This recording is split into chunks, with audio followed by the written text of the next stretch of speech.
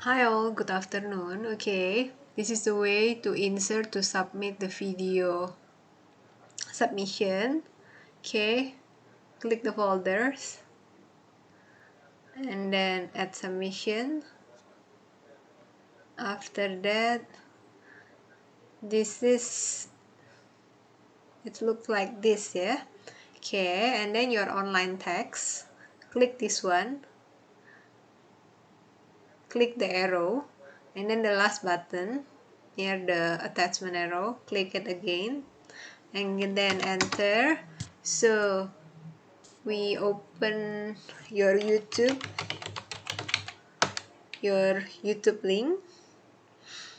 Okay, for example, this one.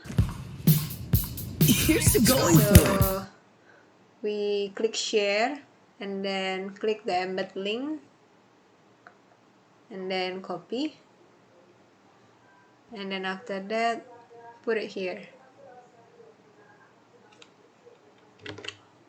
Done, right? Then click this one again, click it again, then your video will be here, and then save the changes and then you submit.